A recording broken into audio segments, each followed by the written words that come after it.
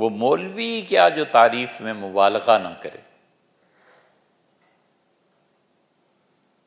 تعریف میں ہمیشہ جھوٹ ضرور بولنا ہے. جو آدمی جس سائز کا ہے اسی سائز کی کوئی بات کرتا ہے. عمومی طور پر ہمارے مذہبی طبقات میں یہ 3 چیزیں سرایت کر گئی ہیں. جیسے کپڑے کو رنگ میں ڈال کے رنگ ساز نکالتے ہیں نا، اور ایک ایک تار اس کا اس رنگ میں رنگا جاتا ہے، بس ایسے ہو گیا. ایک ان کی تعظیم اور تکریم میں فرق نہیں آنا چاہیے. اگر تعظیم میں فرق ہو گیا اور کسی نے مجبوری سے مرغے کی بجائے دال کھلا دی، یا کسی نے اپنی کسی بھی نفسیاتی کیفیت کی وجہ سے وہ اکرام نہیں کیا جو اکرام مطلوب تھا ان کو، پھر وہ رہ نہیں سکتا معاشرے. پوری 100% تکریم، ایک اس میں ان کی کمی نہ ہو،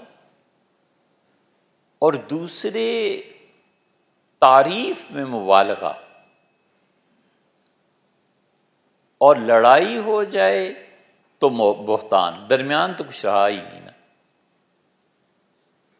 تعریف میں مبالغہ، ہمارے حضرت اور ہمارے پیر صاحب اور فلانا اور فلانا اور ہمارے مولانا صاحب، ایسی تعریف ہے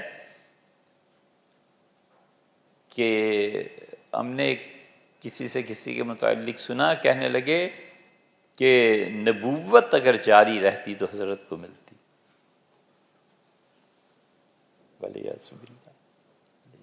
ہم نے کہا کوئی نئی بات تھوڑا ہی ہے، آپ کو سے پہلے بھی دنیا میں بہت سے علماء گزرے ہیں، انہوں نے فرمایا کہ نبوت اگر جاری ہوتی تو گاندھی جی کو مل جاتی.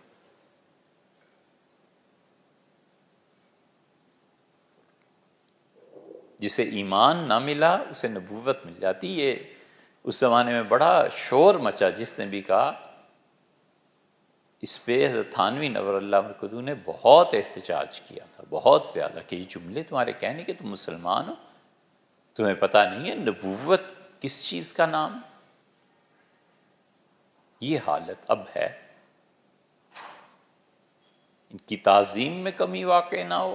تعریف کریں گے تو اتنی حد تک، اور اگر ہو جائے لڑائی یا اگر وہ پسند نہ آئے تو پھر اس کی مذمت بھی ایسی ہے کہ ابو جہل اور فرعون اس کے مقابلے میں سچے مومن نظر آئیں.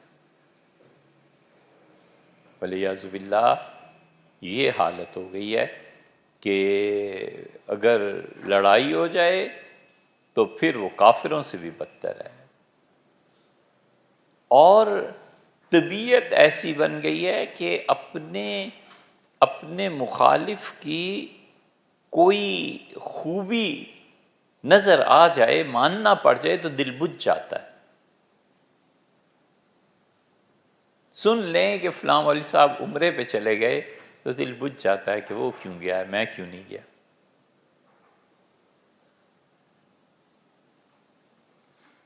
فلاں نے گھر بنا لیا مولوی صاحب نے،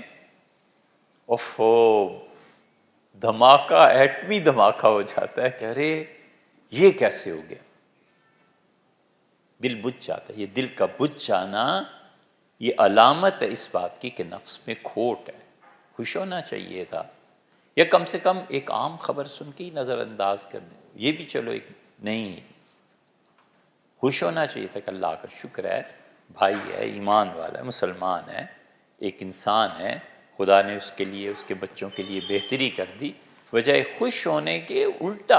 اور اگر قرآن اسی کو کہتا ہے ان تمسس کا حسنہ، اور اے نبی صلی اللہ علیہ وسلم اگر آپ کو کوئی اچھی چیز مل جائے، فتح ہو جائے، لوگ زیادہ اسلام میں داخل ہو جائیں، تو یہ منافقین ایسے ہیں کہ تسؤہم، انہیں بڑا برا لگتا ہے. اور اگر آپ کو کوئی تکلیف پہنچ جائے تو بڑے خوش ہوتے ہیں. منافقین کو اللہ نے کہا